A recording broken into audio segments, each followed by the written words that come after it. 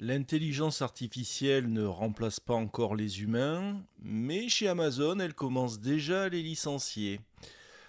Et on peut dire que c'est un signal fort qui devrait nous interroger sur le rapport au travail, à la consommation, à la technologie, mais aussi à la stratégie numérique des entreprises.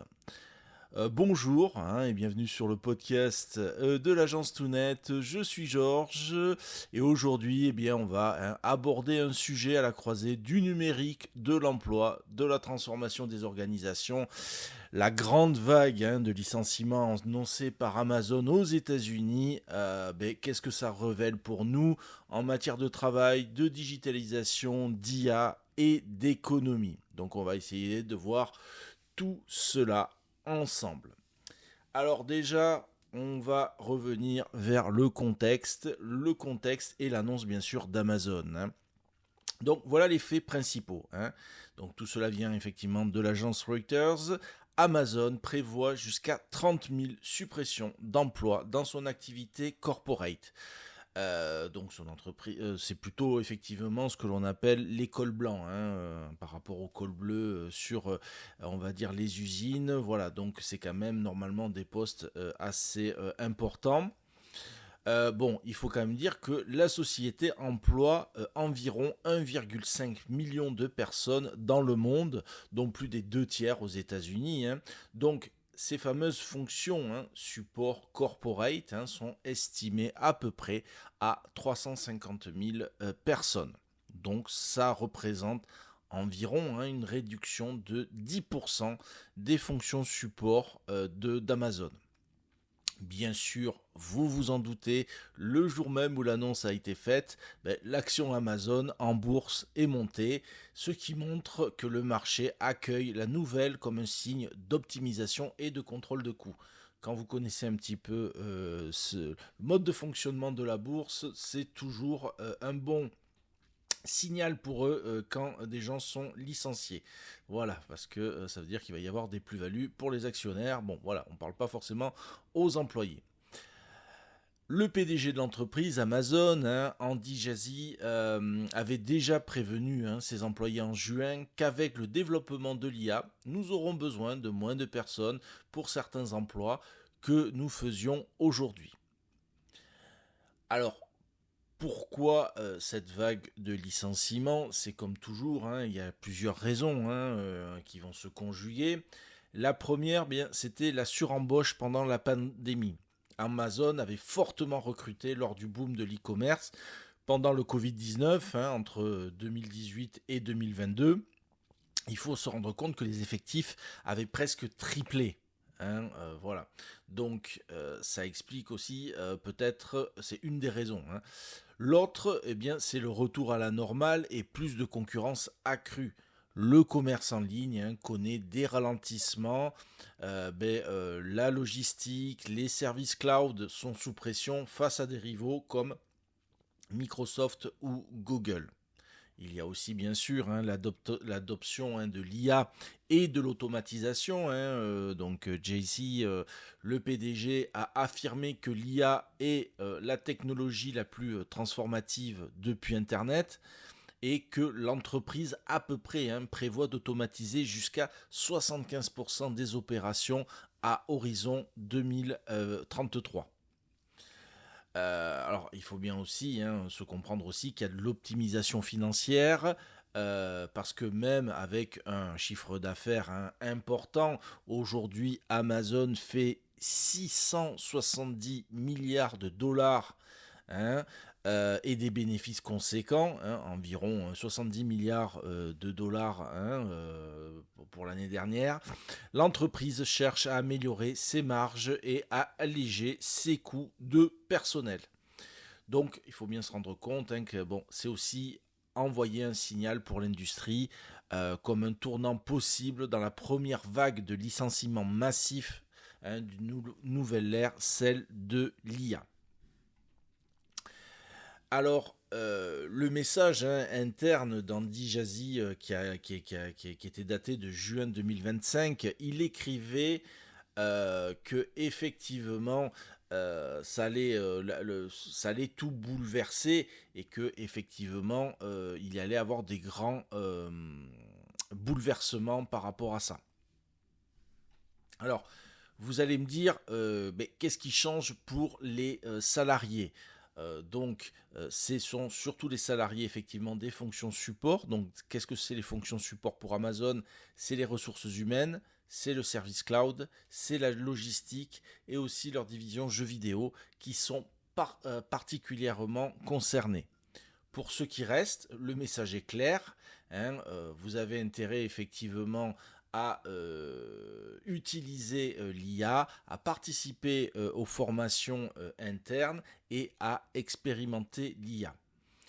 Pas encore dans cette première vague d'annonces massives sur les entrepôts ou la livraison de colis, qui est plutôt le secteur manuel et logistique. On pourrait dire que c'est plutôt les cols bleus de l'entreprise. Mais bon, il faut être clair, l'automatisation est bien présente comme enjeu du futur pour Amazon. Donc, il y a une incertisude forte sur l'emploi des cols blancs. Si une entreprise aussi massive qu'Amazon change son modèle, ça ne va pas être isolé. Il faut être clair. Autre regard, c'est pour le marché et pour l'économie. Pour l'économie américaine, c'est un signal de ralentissement de l'emploi. Le marché structure les signaux alors que beaucoup d'emplois tech, logistiques, administratifs deviennent automatisables. Pour l'entreprise, c'est obligation de repenser les compétences internes, de prévoir la montée de l'IA et de la robotique comme moteur de productivité, mais autant de restructuration. Et dernière implication pour le marché, pour l'économie, ça va être la stratégie digitale. On note que de véritables avantages ne sera plus seulement d'avoir plus de ressources humaines, mais d'intégrer l'IA et de rendre les processus lean and mean. Ça veut dire que, par exemple, Amazon parle de réduire les couches et supprimer la bureaucratie. Alors, on parle effectivement des États-Unis, parce que tout est lié à ce coup de canon des États-Unis, mais quelle est la résonance en France pour tout le monde? Nous, on le voit en tant qu'agence digitale. Ce que l'on voit, c'est que les entreprises clientes, qui sont les TPE, les PME, doivent vraiment prendre garde à l'IA. L'IA, c'est pas juste les gens du web, Amazon. Dans 5 ans, une part des fonctions support ou production pourront être automatisées. Pour les agences web digitales, c'est les modèles de production qui reposent exclusivement sur du travail humain à l'identique depuis des années. Il va falloir prévoir l'intégration de l'IA, proposer des offres à valeur ajoutée plutôt que répétitives. Pour ceux qui ont des sites web et qui font du SEO, du SEA, les algorithmes aussi changent, l'automatisation aussi, les outils IA de contenu, de recherche sémantique, d'analyse SEO deviennent des alliés, sinon des concurrents, il faut être clair aussi. Il faut donc se positionner sur de l'accompagnement, du conseil, de l'optimisation judicieux, de développer des compétences IA aware, comme dirait Jean-Claude Van Damme. Ça veut dire comprendre comment l'IA s'intègre dans les workflows, comment on travaille avec l'IA plutôt que contre. Moi, ça me rappelle un peu les années 2000 où Internet commençait vraiment bien à se populariser depuis la fin des années 90.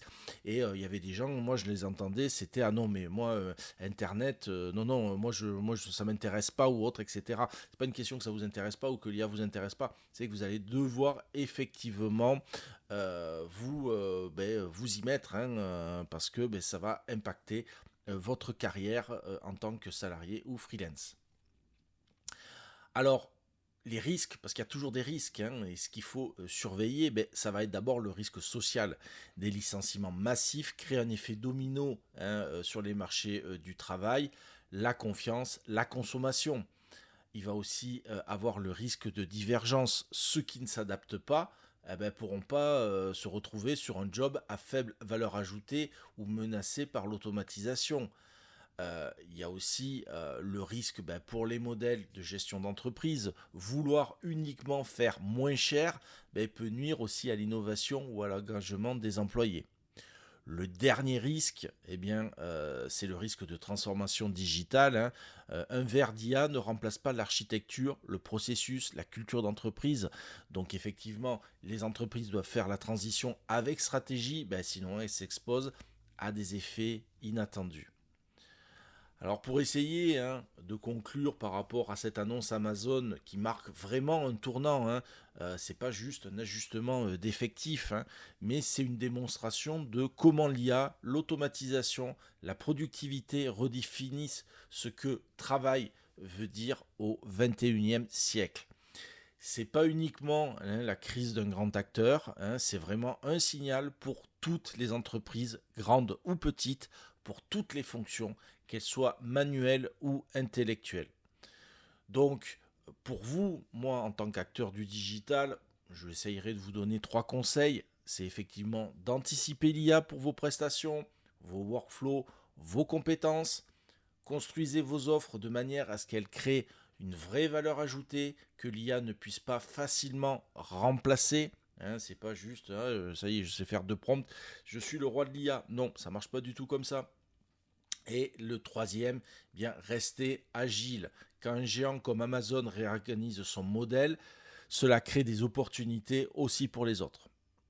Je vous remercie de m'avoir écouté, toujours par rapport au podcast de l'agence Toonnet. Si le podcast vous a plu, mettez le petit pouce, abonnez-vous, ça fait toujours du bien pour la chaîne. C'est pareil, on lit vos commentaires, donc commentez les épisodes et je vous dis à bientôt.